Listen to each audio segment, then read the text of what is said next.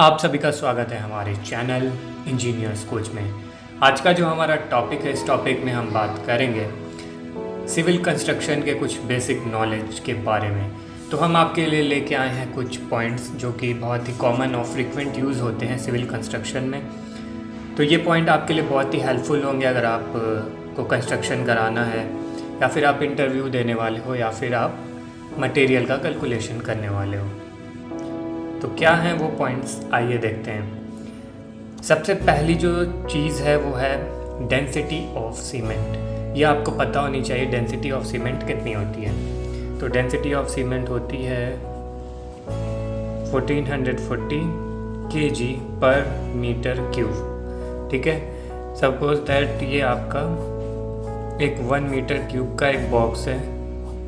ठीक, अब इस बॉक्स में अगर आप सीमेंट को फिल करते हो पूरा, ठीक है, तो इतने केजी आपका सीमेंट इसमें पूरा भर जाएगा। ओके, ये है आपकी डेंसिटी ऑफ सीमेंट। ये चीज़ आपको याद रखनी पड़ेगी, ये आपको हेल्प करेगी अगर आप मटेरियल का कैलकुलेशन कर रहे हो, सीमेंट का कैलकुलेशन कर रहे हो, तो ये चीज़ आपके लिए हेल्पफुल होगी। फिर दूसरा जो टॉपिक है weight of cement bag. Weight of cement bag क्या होता है, कितना होता है? तो एक बैग जो आपका सीमेंट का आता है वो होता है 50 kg।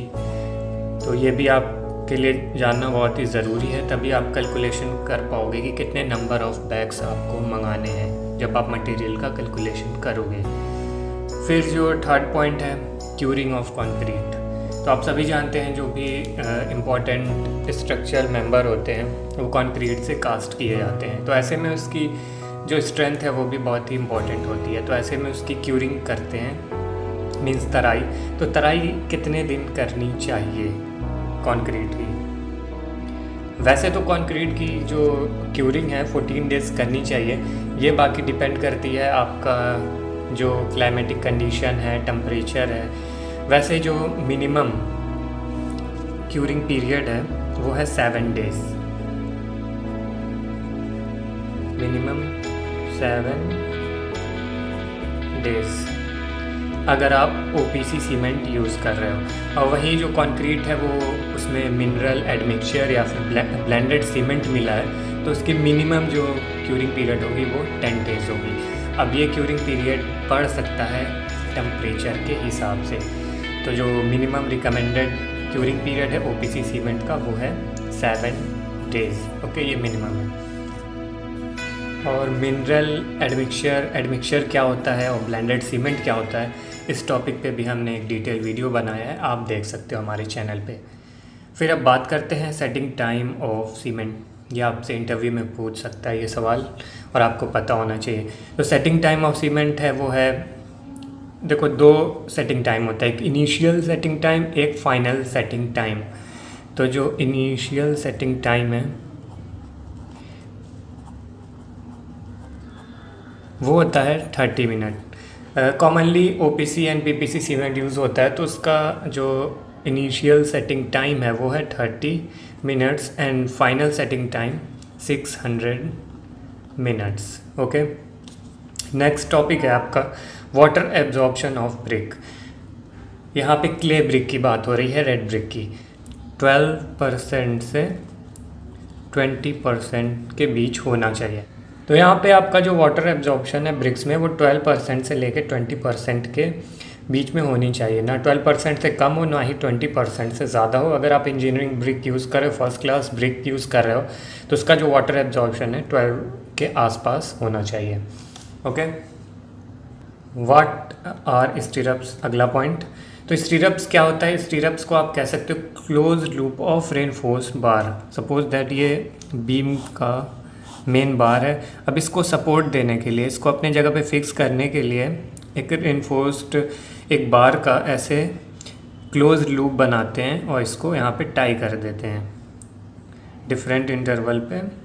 ठीक है, ऐसे इसको टाई कर देते हैं। अब ये क्या करता है, जो मेन बार है उसको सपोर्ट प्रोवाइड करता है और प्लस उसको शियर फेलियर से बचाता है। तो ये काम है स्टीरप्स का। फिर नेक्स्ट पॉइंट है mix ratio for M20 grade of concrete. तो मिक्स ग्रेड M20 का क्या होता है? मिक्स रेशियो क्या होता है?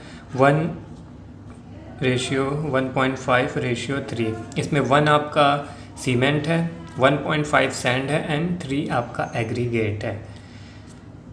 फिर नेक्स्ट पॉइंट है expiry date of cement. Cement की एक्सपायरी डेट क्या होती है? वैसे तो बैग पे प्रिंट रहता है इसकी एक्सपायरी डेट 3 मंथ्स, लेकिन कितने पुराना सीमेंट यूज़ करना चाहिए उस पर भी हमने डिटेल्ड वीडियो बना रखा है। आप हमारे चैनल पे देख सकते हो या फिर डिस्क्रिप्शन बॉक्स में चेक कर लेना बाद में। ओके, फिर जो अगला पॉइंट है ये लिख देते हैं 3 मंथ्स। जो नेक्स्ट पॉइंट है वो पूछ रहा है फ्री फॉल ऑफ कंक्रीट, मतलब अगर आप कहीं पे कंक्रीटिंग कर रहे हैं तो कितनी ऊपर से उसको ड्रॉप कर सकते हैं, उसको पोर कर सकते हैं, उसको कितने हाइट पे गिराना सही है। तो जो रिकमेंडेड हाइट है वो है 1.5 मीटर। सपोज दैट ये कोई सरफेस है, ठीक है, यहाँ पे रेनफोर्समेंट है। Okay, reinforcement. अब यहाँ पे कंक्रीट किसी हाइट से इस पे गिरा रहे हैं कास्टिंग के लिए, तो ये जो हाइट है, हाइट कितनी होनी चाहिए? अब ये जो रिकमेंडेड हाइट है वो है 1.5 मीटर। क्यों होनी चाहिए? अगर इससे ज़्यादा हाइट होगी, 1.5 मीटर से हाइट अगर ज़्यादा होगी तो उसमें क्या होगा, कंक्रीट में सेग्रीगेशन होगा। सेग्रीगेशन मींस जो भी उसमें कंक्रीट में इंग्रेडिएंट है, सपोज दैट सीमेंट है, सीमेंट पेस्ट है, एग्रीगेट है, तो सीमेंट पेस्ट एंड एग्रीगेट अलग होने लगेंगे। तो इसीलिए जो फ्री फॉल ऑफ कंक्रीट है वो है 1.5 मीटर। 1.5 मीटर से ऊपर की हाइट पे कंक्रीट को नहीं गिराना चाहिए। ओके, जो नेक्स्ट पॉइंट है how many inches are in 1 foot. ये तो बहुत ही आसान सा क्वेश्चन है, लेकिन बहुत से लोगों को पता नहीं होगा। अगर जिन्हें पता है वो कमेंट बॉक्स में लिख दें, ये आपके लिए होमवर्क है। ओके, अगर और भी कोई क्वेश्चन होगा, कोई डाउट होगा तो आप कमेंट बॉक्स में ड्रॉप कर सकते हो कंक्रीट की तरह। और मिलते हैं नेक्स्ट वीडियो में, जो अगला भी पार्ट इसका आएगा, उसमें भी आपके लिए 10 ऐसे बेसिक नॉलेज सिविल कंस्ट्रक्शन से रिलेटेड लाएंगे। तो मिलते हैं नेक्स्ट वीडियो में। और एक चीज़ और, चैनल को सब्सक्राइब ज़रूर कर लेना, बेल आइकन दबा देना, तभी आपको अगली वीडियो मिलेगी। मिलते हैं नेक्स्ट वीडियो में। Thank you.